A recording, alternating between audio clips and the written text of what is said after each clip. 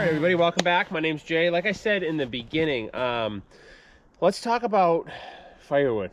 It is so important to harvest and cut down firewood on your property. A little bit about me. We have an 18-acre homestead here in beautiful New Hampshire. We are allowed to cut on, I think, 20-something acres that was put into conservation land. That's the neighbor's land. Well, it's deeded non-land use, so we're allowed to cut on that woods. And then we also have 40 or so acres on the other side, which we don't really have a trail system yet, but we're allowed to be out there as well. So needless to say, you're talking almost 60 acres of land we have to play with here. Very blessed. But when I'm out here, if you just watched the last video, we were hauling home firewood we have an outdoor boiler.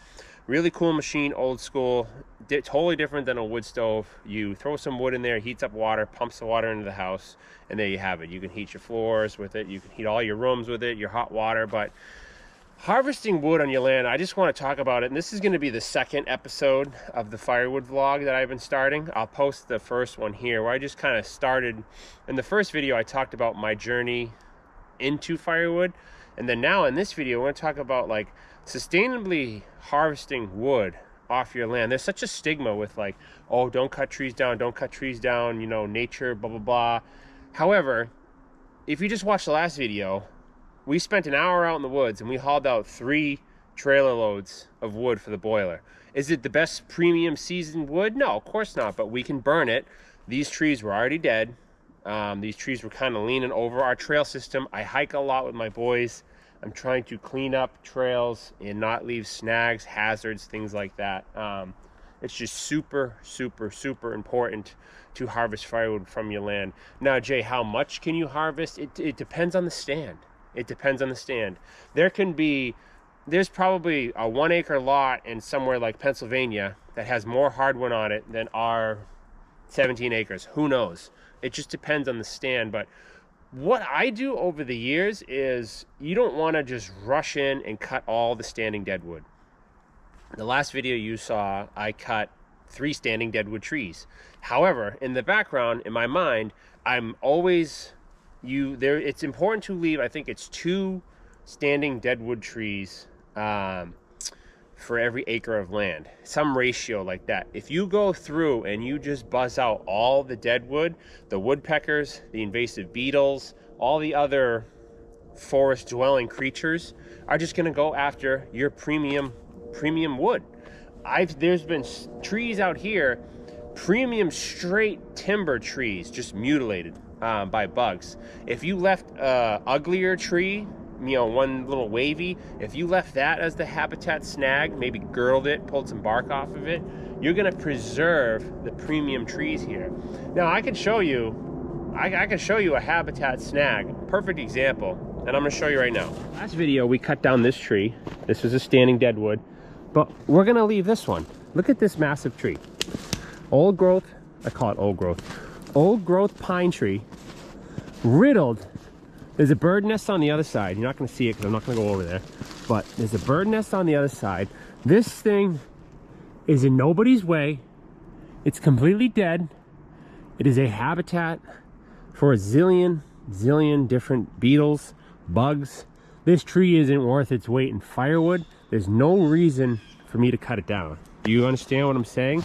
This has become a home. Look at the woodpecker holes. There's a nest on the other side. The bark's completely missing. There's no reason for me to cut this tree down on my land. This is a sacrificial lamb. This is where all the woodpeckers, the bugs, and the beetles are going to pick this to nothing till it collapses. There's no reason for me to cut this tree down because it is good for the surrounding, it is good for the surrounding trees around it. If they're going to pick a hotel to party in, that's going to be the hotel they party in. It's going to preserve all the nice hardwoods around it, obviously, until it collapses. Then they're going to move their sites onto something else. So let's go finish up what we were talking about. You know, I'm not a certified forester with a 4-year liberal arts degree, which is as good as useless, if you ask me, in today's society. But I've grown up in the woods my whole entire life. You have this vision where you can see. You look at a stand and say, okay, I see the hardwood trees. It's like a filter. I see the hardwood trees. I see the softwood trees, your lumber trees, and then I see your snags. You have to look at it through different lenses. And if you're thinking of harvesting wood, generally speaking, you want to harvest, again, this isn't a one-size-fits-all approach. Depends on the stand. If you harvest some of the older growth, you're bringing in room for the younger growth. If you have, like you see some of those pictures, and maybe I can find one, of these forests, these picture perfect planted forests with one aged tree. It was all planted. It's all going to be harvested. Those are farm forests. Those are areas that are designated. They're planted for a reason. They're harvested 20 years later for lumber or pulpwood, whatever it may be. But your average forest, like mine, was never logged, never maintained. So to go through and to be selective about it, you got to think of the forest like an elevator. How many people can you fit in a certain square footage before you're you're uncomfortable and starving for literally room to stretch out and breathe? When you look at the forest, if you take, and I've seen it, and I've done it on tree jobs, and I've seen results of people logging properties, 20, 30 years ago. You could see the change.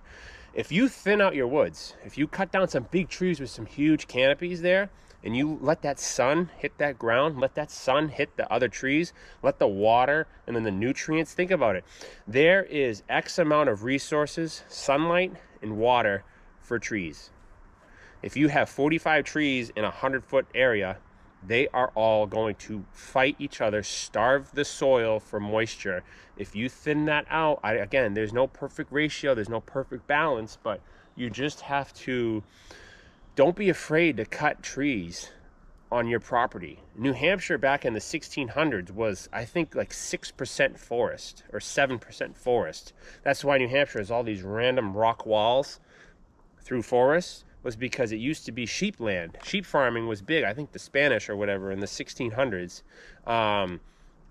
New Hampshire is more forested now than it was back in the 1600s. That's with all the growth population. This is a true fact. You can look it up. We spit nothing but the truth here on this channel, but I just wanted to make this video. I love being out here. This is the first time I've been out here. The conditions kind of suck. It's kind of wet, as you saw.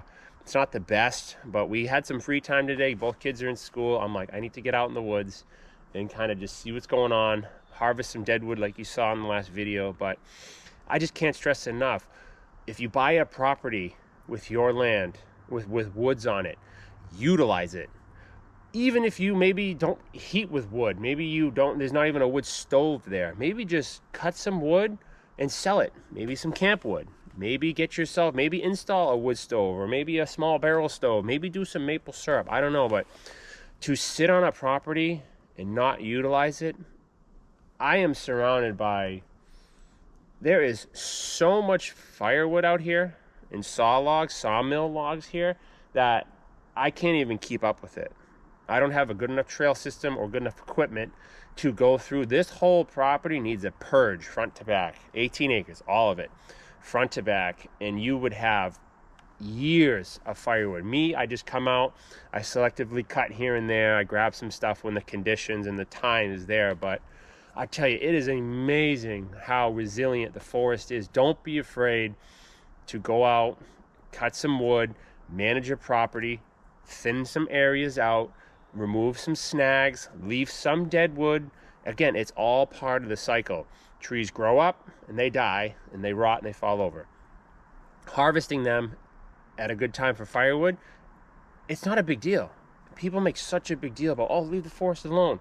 Why do you think you have all these wildfires out in California and Oregon and all these other, the Pacific Northwest there? The conditions suck. The forests are overgrown. The money and the budgets and all the liberals and all this other stuff preventing people from logging, thinning out, cutting roads in. It's so good for the forest. Like, I would love one day to rent a bulldozer and cut like a grid style, like almost like New York City, like a couple rows here. Not for fire breaks. We're not worried about fire here in New Hampshire, especially our property. We have a high water table. We're surrounded by wetlands. Really okay on that regard. But I would love to come out here with a dozer and just cut some roads in so we can haul out wood easy.